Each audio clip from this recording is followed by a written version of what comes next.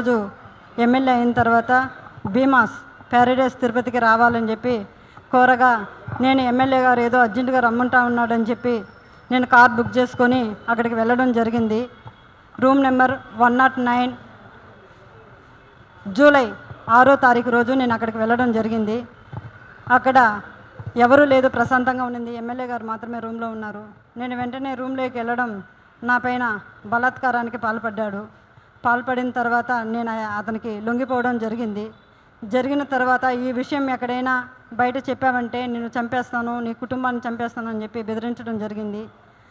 అందువల్ల నేను ఎవరికి చెప్పుకోకుండా నేను సైలెంట్గా ఉండిపోయాను. మళ్ళీ ఇంకొకసారి ఫోన్ చేసి నువ్వు కానీ రాలేదంటే నేను మళ్ళీ నీ కుటుంబాన్ని, నీ భర్తని చంపేస్తానని చెప్పి నన్ను బెదిరించడం జరిగింది. బెదిరించడం ద్వారా నేను మళ్ళీ అక్కడికి భీమాస్ ప్యారడైస్కి వెళ్ళడం జరిగింది. వెళ్ళిన తర్వాత నేను పూర్తిగా ఆయన్ని అవాయిడ్ చేస్తూ వచ్చాను. నేను అవాయిడ్ చేశానని తెలుసుకున్న అతను నాకు పదే సైకోలాగా నిమిషానికి ఒకసారి ఫోన్ చేయడం జరిగింది.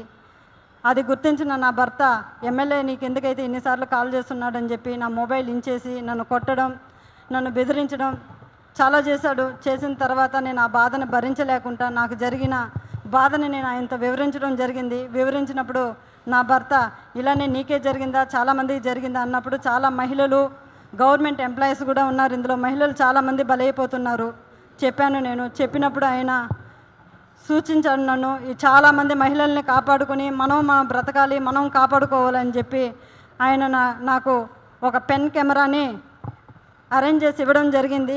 జరిగిన తర్వాత ఆగస్టు 10వ తారీఖు భీమాస్ ప్యారడైస్కు 1:30 వెళ్ళడం జరిగింది.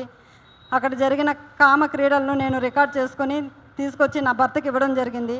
అటు తర్వాత నేను మంగళగిరి పార్టీ ఆఫీస్ గారికి, పెద్దబాబు గారికి, చిన్నబాబు గారికి ఇద్దరికి నేను తెలియజేయడం జరిగింది. వాళ్ళ ద్వారా మాకు పిలుపు వస్తుందని ఇన్ని రోజులు వెయిట్ చేశాము. తర్వాత ఈ విషయం ఆయన తెలుసుకొని నన్ను బ్లాక్మెయిల్కి గురి చేయడము, మా ఇంటి చుట్టూ 4-5 మందిని పంపించి నన్ను వెతకడం చేస్తున్నాడు. నాకు ప్రాణహాని ఉంది, ప్రాణ భయంతో నేను ఇక్కడికి రావడం జరిగింది. అంతేకాకుండా ఇలాంటి చీడ పురుగులు తెలుగుదేశం పార్టీలో ఉన్న రోజులు తెలుగుదేశం పార్టీకి మంచి పేరు రాదని చెప్పి బాబు గారికి తెలియజేస్తున్నాను.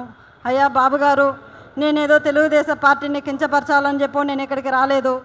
అతని వల్ల నాకు ప్రాణహాని ఉంది, నన్ను నేను కాపాడుకోవాలని చెప్పి నేను ఇక్కడికి రావడం జరిగింది. ఇతన్ని కానీ మీరు వెంటనే సస్పెండ్ కానీ చేయలేదంటే నాలాంటి అమ్మాయిలు, చాలామంది మహిళలు శీలాన్ని కోల్పోయి బయట రాలేకుండా కుంగిపోతూ ఉన్నారు. మీరు అది గుర్తించి అతన్ని వెంటనే సస్పెండ్ చేయాలని నేను మీకు కోరుకుంటున్నాను. అంతేకాక మీరు కానీ సస్పెండ్ చేయలేదు, నేను, నా భర్త, నా పిల్లలు ఆత్మహత్య చేసుకొని చనిపోతాము మంగళగిరి పార్టీ ఆఫీస్ ఎదురుగా అని చెప్పి నేను మిమ్మల్ని కోరుకుంటున్నాను.